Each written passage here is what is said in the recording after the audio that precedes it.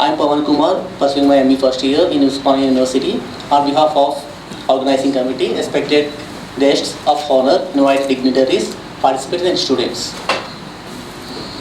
I would like to take the honor in introducing Professor Hari Garu to come, and he is a professor. He is a professor in Department of ECE, Indian Institute of Science, Bangalore. He holds BE degree from Usmania University, Hyderabad, and Masters in Radars and Communication Systems from IIT Delhi and PhD from UC San Diego. He has been a visiting faculty at Stanford University and KTH Royal Institute of Technology, Stockholm. He is an co-author of an IEEE 802.16 standard on wireless channel models.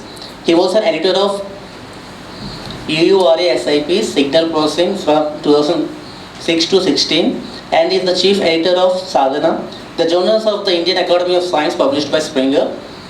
He is a fellow IEEE and also a board of governors IEEE Signal Processing Society. Now I would like to take the honor in introducing Professor Hari Garu to come to dais and share his views on wireless channels modeling for drone ground links in 5G systems. Of course, I was young at that time.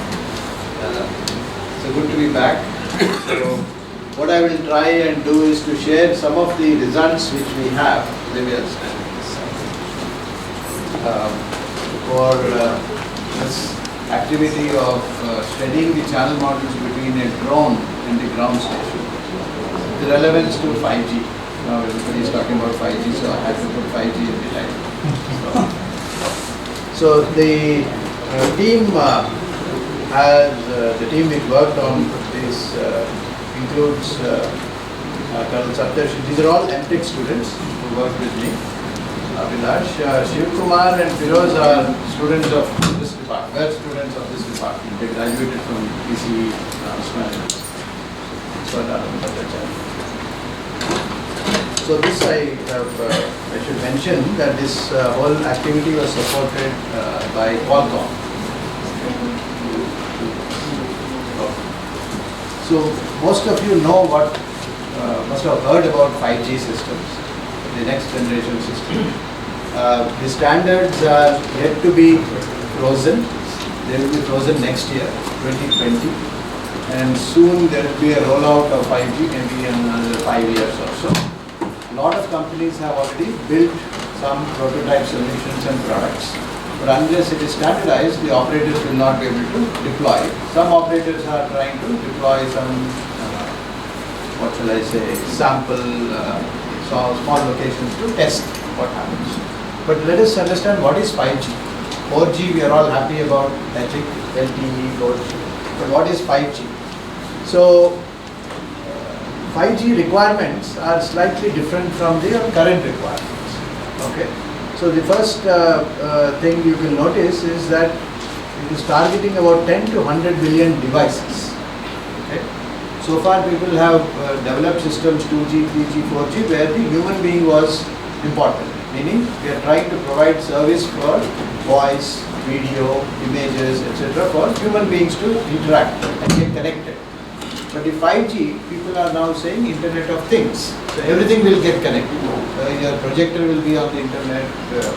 This may be on the internet, and so on and so forth. So each person, we already have about 7 billion people, and we are expected that each one of us will have multiple devices, and all of them will be on the 5G network. If you count how many devices you have, even now, a minimum of 3 to 4 certainly you will have, right? At least 2 smartphones sometimes, right? And when you go to, you will have a laptop, and at home you will have something, there will be a satellite channel, there will be various things. So the idea is that everything will be connected, your refrigerator will be connected, your microwave oven will be connected, your fan will be connected, and so on. So the expected design is to cater to a very large explosion of devices on the network. Okay? And each one will have different kind of data rate requirements and quality of service. Okay. Then, so therefore you need a 1,000-fold gain in the capacity of the network. So you will see base stations, and that capacity of the network means that how many users you can serve at a given point in time over a certain duration of time. The demand is about 1 to 10 Gbps per person. Okay. So that is the system specifications which 5G is trying to attempt to solve. Not that it has been solved, but this is their target. Highly flexible and self-managed. So much of this whole network planning, etc., will become software dependent. Okay? In software-defined networks, things will become adaptive. Routing of packets will happen differently. The network configuration may happen differently, and so on. So it will be self-managed. High energy efficiency and low battery requirement. So if you want to put a sort of not a SIM card in the phone, but something, you want to sense the temperature in this room, or you want to do something, you need to ensure that it is, which are not powered by the regular power supply, you need to ensure that this has very low consumption of energy. So batteries you may want to change only once in 5 years. You deploy the sensor and you forget about it for the time. The other application is ultra reliability and 5 times lower latency. So applications like, suppose I want a doctor, a surgeon to do a surgery in a remote village, remotely. I can't take the surgeon to the village, but the surgeon will sit in the hospital here in the city, and through a ultra low latency communication device, whether you can remotely do some surgery. That is one application that they are thinking about. So very low latency, right? You want to do something there. The other is about autonomous vehicles. You all heard about autonomous cars, etc. in the West. They will not come here in India. In India we may have a different use case. But if you want to remotely drive a car, okay? You want to sit in your, let's assume you have Ola office. Ola office fellow is sitting in the car, in his office, and is driving the Ola car. So what do you want? You want the images which the car sees about the traffic to be delivered to the driver sitting in his or her office at very low latency. And then this person is driving. That means the control signals and the actuator signals of this car are remotely controlled. So the time it takes for the commands to go to the car also are free. I'm not saying this will happen in India now, but this is what people are thinking about. So autonomous vehicles, they call it vehicle to infrastructure and vehicle to vehicle communication and so on. So you need, there are many applications where you require very low latency, okay, of communication. So the current design of 4G etc. will not be able to handle this, because 4G was designed for a different kind of specification. So a lot of other technologies have to come about, millimeter wave communication. So there is a huge growth of millimeter wave now. You know what is millimeter wave. Then software defined networks, network virtualization and so on. So full duplex, where you want to primarily transmit and receive and so on. So this is the sort of an idea about 5G. So in that, when I said a lot of devices will be there, drones are also part of one such device. So people are thinking about network of drones. Okay? You have drones. Right now India has now formulated a policy for flying drones. The policy is that you cannot fly a drone more than 450 feet, about 150 meters from the ground. There are some restrictions that it cannot carry heavy payloads, etc. You cannot deliver a pizza and all that yet, as of now. But there is a drone policy which has gone into effect in December of last year. And they are thinking of designing some corridors for drones to fly, for the airspace, etc. It should not interfere in, they won't be able to fly near airports, etc. because it will be the path of the descent of the aircraft and so on. Yeah, so people are thinking about having drones and communicating maybe, let's say you have an IPL match in the Pulse Stadium and you want to deploy base stations, you want to have more and more. You just fly a drone with a base station, a low-end base station and serve, right? You can do many more drones, etc. Okay, so these are all for agriculture and so on and so forth. So this is all there. So which system should this drone use to communicate with the ground, and vice versa. From the ground you want to communicate with them. So one possibility is that you can connect the drone to the LTE base station which is already deployed, and then the LTE base station to the drone. Okay? So this is what you would like to, you can think of. The drone is flying, just as a car is driving on the road, a drone is flying, and why can't our base stations connect directly to the drone? Or why can't the drone connect directly to the base station? Correct? That's a question you can ask. Suppose you have a multi-storied building and you are living on the 10th floor, that is quite a tall building. You are still getting your cellular coverage. That means you are connected to the base station somehow. So what is the big deal about drones? Drones also can get connected if they are flying just about 150, 400 feet, right? So typically what happens is, if you look at the base stations, antennas usually look down on a cell. This idea of a tall building, usually the base station is on a higher platform and then it looks down upon this tall building. Right? You need a higher a taller building to look down. So drones usually fly above the base station tower, except for the case where these tower buildings are tall. Most of the drones will be flying above the base stations. Okay? Base stations typically are on house rooftops, etc. You will have seen, right? So it is a bit tough for you to. So let's just imagine that there is a base station height, and the drone is flying here, and this base station is looking downward because it is trying to serve us who are on the ground or 3, 4, 5 floor, whatever story buildings. So if the drone is above, it is a bit difficult for it to get the full beam or the SNR, etc. The other problem is that interference will be high. Okay. So what has happened is that Ericsson did a study. So I'll give you some excerpts about this study. Before doing that, I will just show you where they did it. So they did it in Finland. Ericsson Finland did it. So they flew the drone at different heights, 60 meters, 90 meters, 120 meters, 150 meters. They flew the drone around that and looked at where the signals are, what kind of signal levels you get. Based on those studies, they sort of summarized the following. So drones present challenges to existing LTE networks. In the air, interference is higher and resource utilization lower than it is on the ground. Okay? So what could be one reason? When a drone is flying, it is in line of sight with many base stations. Correct? When you are on the ground, you are maybe seeing one base station. If you are on the cell edge, you may see another base station. Seeing meaning radio seeing, right? Because there is a lot of clutter, there are trees, etc. But in a drone case, they're all, it's above. So it can see many base stations. That means there is a lot of interference. It sees.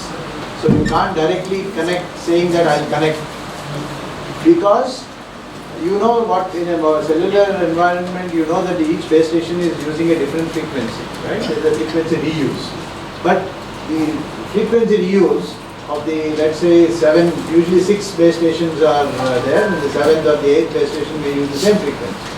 But with the density of population, you know that there are many base stations within a few hundred meters. So even the base station which is far away, trying to use the same frequency as your base station, but in line of sight, this drone will be receiving signals from both base stations on the same band. So huge interferences. That is what they noticed. Okay. So again, cell towers, base station and tilt down, so drones that fly above are automatically disadvantaged. They also face more interference than ground-based devices because of the neighboring base stations and etc. So in 5G, whether we can mitigate this, can I do something different than use the regular infrastructure, what should we do? So in order to design any communication link, the first thing you have to understand is what is the channel between the transmitter and the receiver. Correct? All of you have used Ethernet, you have used USB, you have used Bluetooth, correct? And you are using wireless. Everywhere there is a transmitter, there is a receiver. Correct? What is the difference? Why is it that we can't design one simple communication transmitter and receiver and connect either a wire or a wireless? Why do we need so many different kinds of transmitters and receivers and different standards? Have you asked that question? Why do we need that? The distance and the speed depends. It depends on bandwidth. Okay. What depends on that? The data to be transferred. No, I'm saying I want to communicate between one point to another point. Point is from here to you, in this room. We are not moving, we are standing, right? But I can run a wire to you, I can have Ethernet with you, or I can have Bluetooth with you, or I can have Wi-Fi with you, or I can have cellular with you, correct? We all can communicate with all these things, correct? We are stationary. But why is it that we are trying to, why can't we just have one transmitter and use either a wire or a wireless or this? It is the channel in between, okay? Suppose you take the transmitter module out of an Ethernet and plug it into an RF and think that it will work over air. It will not work. Why? Because this transmitter and receiver was designed for a channel which was called the wire. The characteristics and the frequency response of the wire at a certain frequency is different from the characteristic and frequency response of the wireless channel. Correct? The wire will have attenuation and so on and so forth. It has its own characteristics. The wireless channel has a different kind of characteristics. So you just can't take a, let's say, your satellite dish antenna and then start transmitting and saying I'll communicate. You won't, because the link there is different, the channel is different. So as a communication engineer, you have to first understand what is the channel for which you are designing a transmitter and a receiver. And that will dictate. Okay? Bluetooth is wireless, Wi-Fi is wireless, but it has two different standards, two different specifications, two different transmission formats. So why should we have that? Why can't Bluetooth run like Wi-Fi and why can't Wi-Fi run like cellular? So it's a channel. So the channel is the most important part. So that is why we need to understand, if I want to design a new link between a drone to the ground, okay, I have to know. Okay, so typically, before we do that, just to give you an understanding of, for a cellular system, like what your smartphones are, cellular system, if you measure, okay, you should ask your microwave lab professor in our department to allow these experiments to be done. Take an antenna, take a spectrum analyzer and go near the base station somewhere nearby and see whether you can capture the signals, okay, or signals in the corridor of this building from a base station. So you will see that you will have different kinds of, this is the received power of a live GSM base station, okay, and this, if you sort of move yourself, if you start walking along, the signal can fade so much. That's why sometimes when you don't hear your friend's voice, what do? You walk a bit, right? Or if you walk, sometimes a nice call also drops. The reason is because the signal is dropping. You can see here almost by 30 dB. So this is called relay fade. So this channel is what your transmitter receiver algorithm should combat. In a wire, you will not get this. If you connect a wire between two of us, you will not get this 30 dB effects, correct? So you will have a different algorithm for transmitter and receiver. So it is necessary for us to understand how the channel behaves. Okay, that is what I am trying to push. Same thing. This is also for interference. Okay, these are all measured from base stations. So you will have one base station and another base station of the same frequency. This is called co-channel interferer, and you can have a condition where it is about 30 dB down. This is about 25 dB down, and this can be 30 dB. So this is about 30 dB carrier to interference, and this is about 30 dB point. So you will have two different cases. Your system you can design. You have to design to take care of all possibilities. Okay? Only then your system becomes robust. See, the same smartphone is working here, it works in Himalayas, it works in some European country and some American country, right? It works. It's not that it is designed only for Hyderabad, only designed for Bangalore. It cannot. So you have to ensure that it works everywhere. So typically transmit antenna height, receive antenna height, wind speed and traffic. Why is wind speed important? If you have trees and if you have wind and if the branches and the leaves start moving, they are scatterers. When will a leaf or a branch of a tree become a scatterer? When the size of that object is greater than or around lambda by 2, which is the wavelength. So if you have very high frequency signal, wavelength is small. If the wavelength is small means everything almost becomes like a scatter. Look at light. Light has very high frequency, very small wavelength. So everything is a scatter in light, correct? I can just put my finger and it will block the light. Or it will scatter, it reflects, etc. So in frequency also that is the issue. So you plus polarization, antenna separation, beam width and so on. So just look at Wi-Fi channel. So for Wi-Fi channel, the channel, why I am giving you example of Wi-Fi is, okay, many people are deploying Wi-Fi points on the drones and they're flying. Okay, you can always put a one Wi-Fi dongle on the drone and fly, and you will have an access point in the building and you can communicate, right? You can think like that. So what is the difference between a Wi-Fi? Why can't I run Wi-Fi? It is indoor, at most outdoor, little bit, and for people to walk around. You can get connected to Wi-Fi access point and run a WhatsApp call, you can keep walking and talking, right? You have no problem in that. But if you get onto a motorbike and start driving, do you think you will get connected to the Wi-Fi? Forget about range, even if there are multiple access points. Suppose you drive a motorbike in this building itself, which has Wi-Fi. Do you think it will work? It is not designed for that, correct? Wi-Fi. So typically a channel is defined by like this. Speech, if suppose you had no curtains and nothing, this room would reverberate, correct? What is reverberation? Multiple echoes. So the same thing happens in the RF domain also. So when the scattering objects are the size of your wavelengths, right?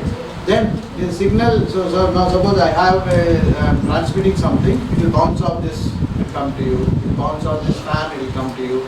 So all these things, reflections are echoes. And every time it takes, it bounces off an object, it is traveling a longer path. That means there is a delay. Plus this fellow will absorb something. So there is an attenuation. So there is a gain and a delay model. Okay? That is what Wi-Fi model is looking like. So the maximum delay which a Wi-Fi system can handle is about 140 nanoseconds. Okay?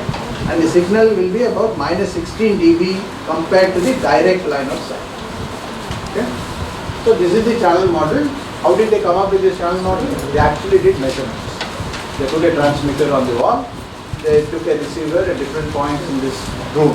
Then they went out into the corridor. Then they went to the first floor. Then they went outside the building. They recorded all these values.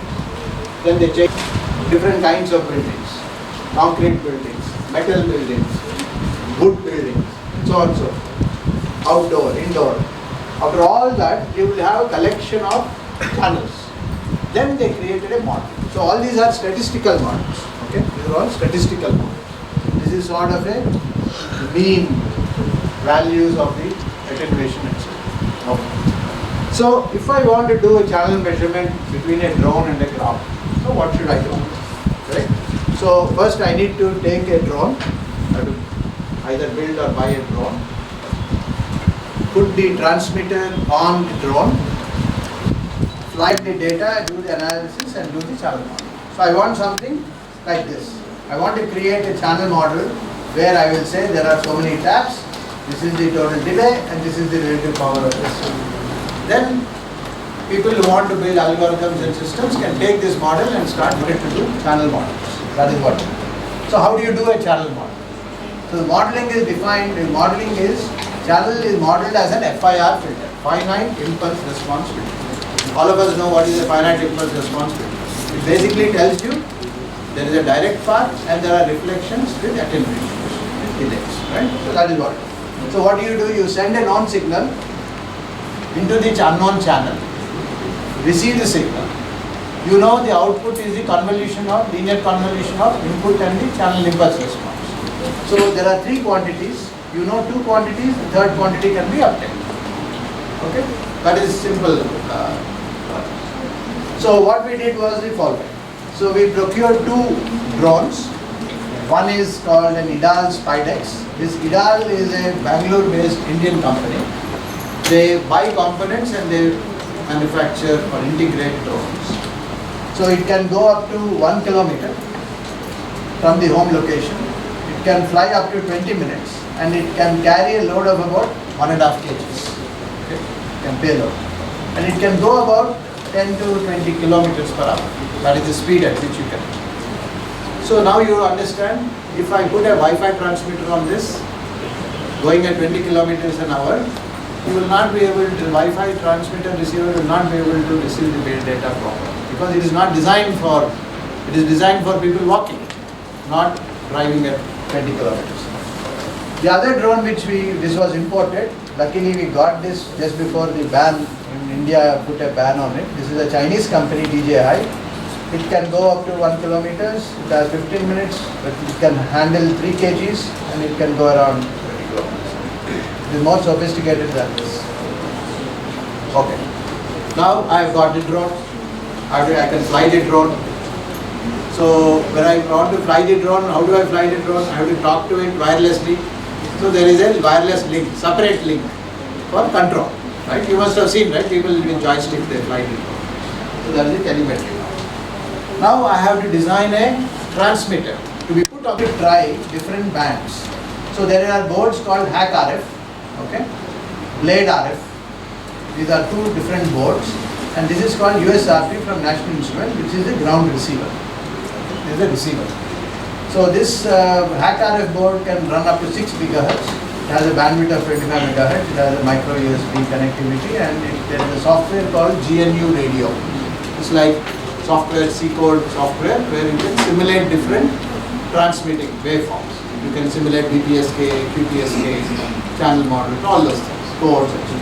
So this is what it is. So you first have to procure these fellows. And then you need, once you transmit something, you will receive something, you will do something, right? You have to receive, decode, all that. So you need a compute platform. That was more like an RF platform. Every communication will have an RF front end, and then there is a signal processing compute, etc. So two platforms we explored, Raspberry Pi, because everybody has that, knows about it, and there is something called an Odroid, XU4, it has this, etc. So this is the system block diagram which is designed for the anti-HackRF board.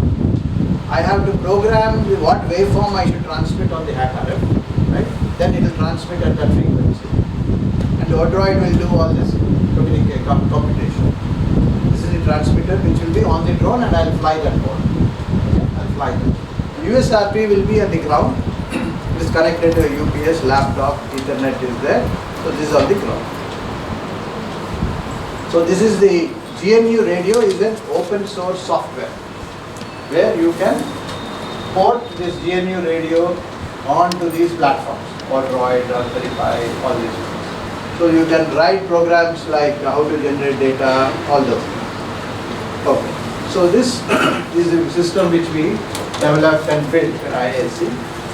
So this is a trolley which has a UPS, there's a computer, there's a monitor, and so on and so forth. Then there is a GPS. It is in position itself, and how can it stay still? So the drone uses GPS. Okay? Now the drone's control mechanism requires to see at least 12 to 15 satellites of the GPS constellation. Only then it can hover. Okay? You all know about GPS, right? There are satellites in the system. You all use Google Maps, etc. They are all GPS based. So for a drone to fly and hover, it requires about 12 to 15 satellites it has to see. For position estimation, you require at most 4. With minimum 4, you can find your position with some accuracy. But if you want to be still, right, then it needs 14. So in IAC we have an airfield. We have a small airfield where helicopters and small light aircraft can land and take off. So we go there so that we can see GPS satellites, hopefully. This is on top of a building, so you can also do on top of buildings so that there is no obstruction. And then you fly.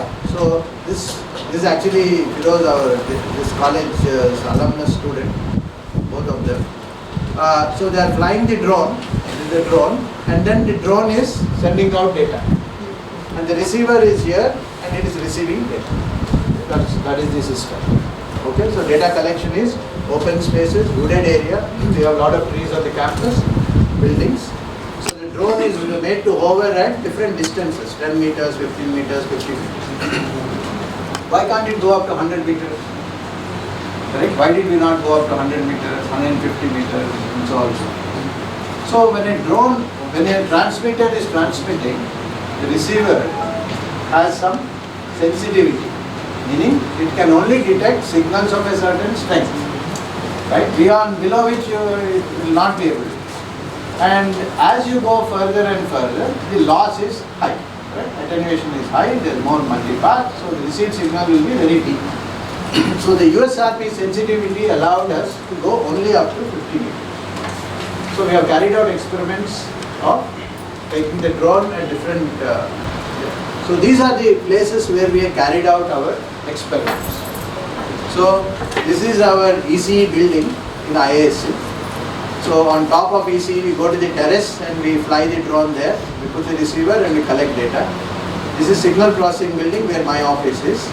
So we go to the terrace there, we fly the drone and then we collect data. Then we go to the airfield.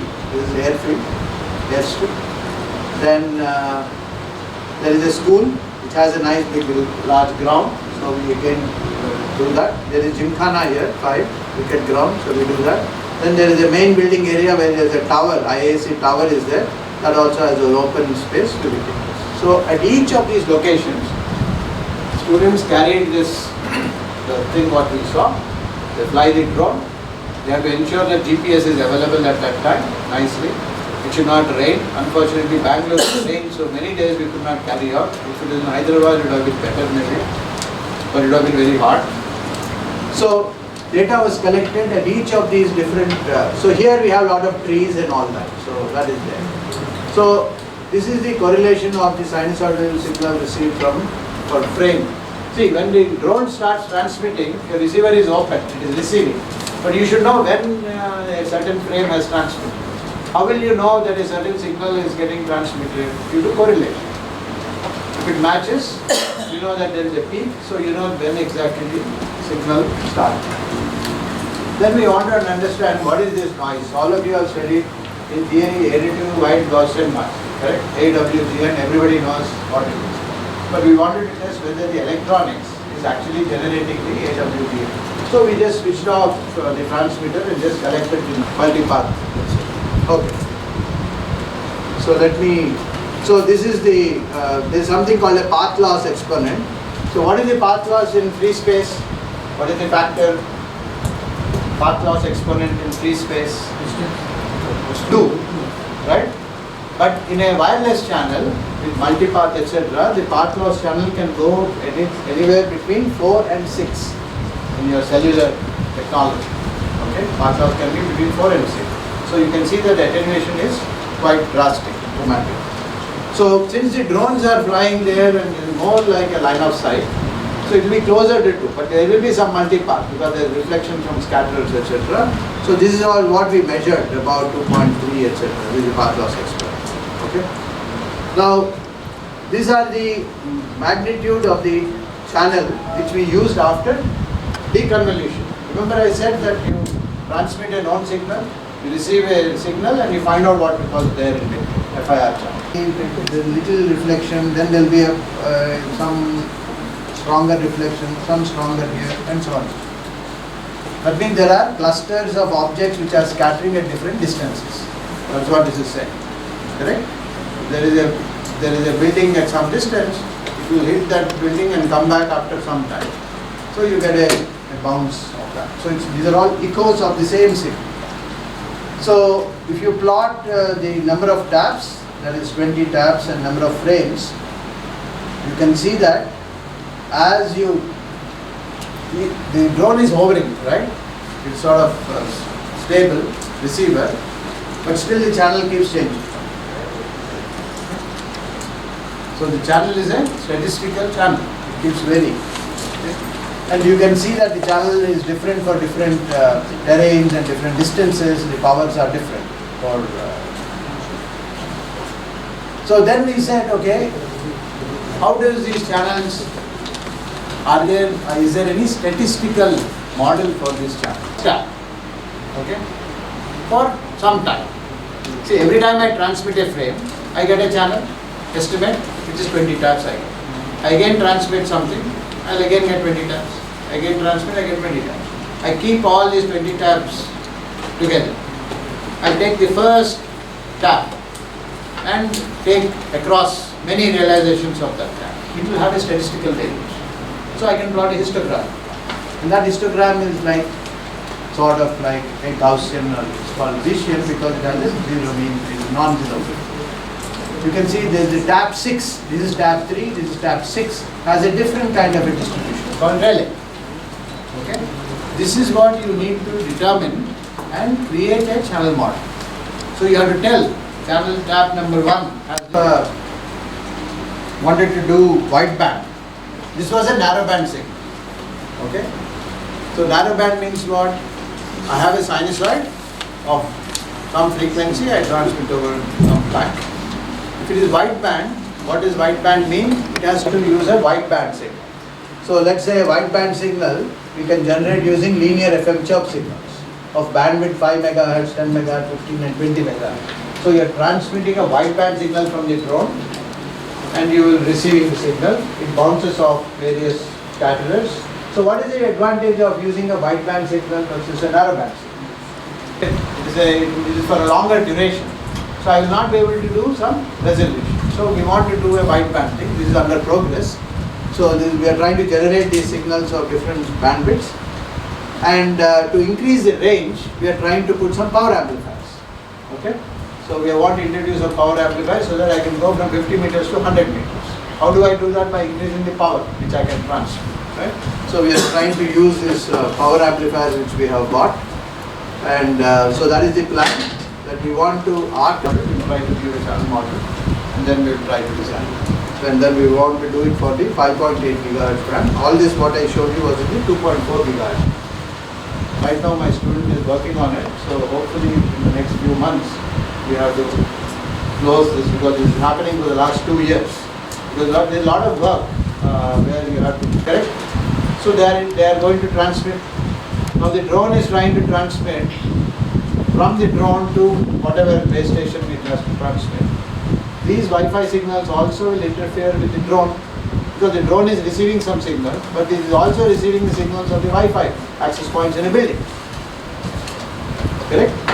So the drone will see a different interference pattern. So your receiver algorithms have to ensure that you need to combat this interference, which is different from an interference which a smartphone will see in a Wi-Fi access point in this building, because you will be receiving signals at most from 2 transmitters and listen to Wi-Fi signals, okay, at different heights.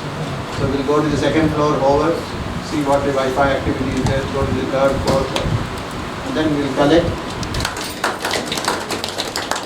This model is applicable to this city, Yes. this model is applicable to this city. It will become very difficult for us to make a particular model for a particular city, particular area. Okay.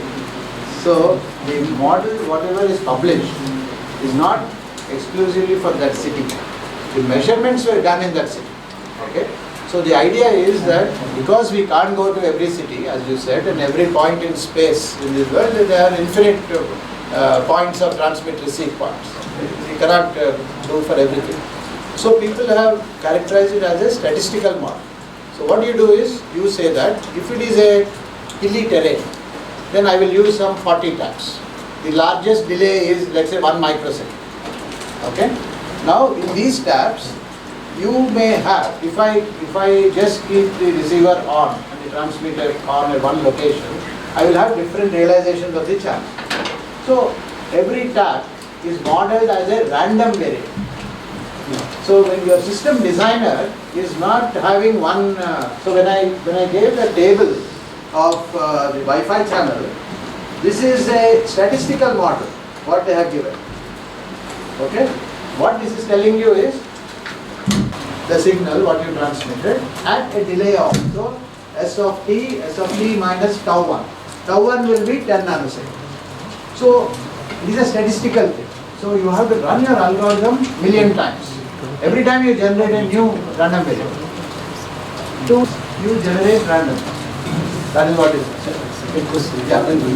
Cellular people, to overcome this multi-part, they use diversity, frequency diversity, space diversity.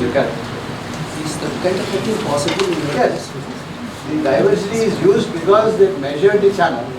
That's what. All I am trying to say is the first step, if you want to design a link, you should understand what is this channel. If you understand the channel characteristics, then you can exploit diversity. If suppose the channel, you have two antennas. Diversity is because the channel between this and this is different. Suppose it is line of sight and you have two antennas here.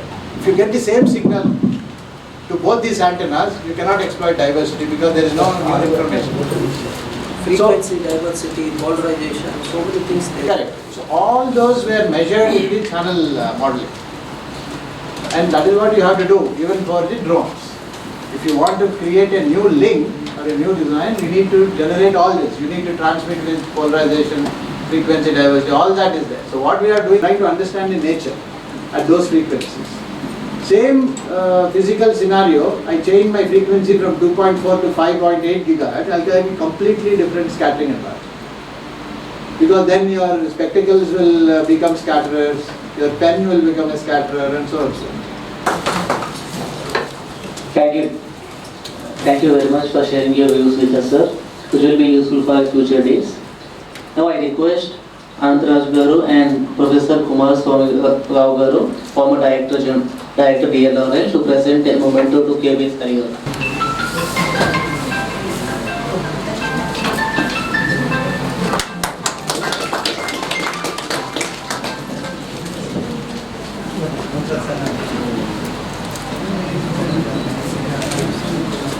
Cycle.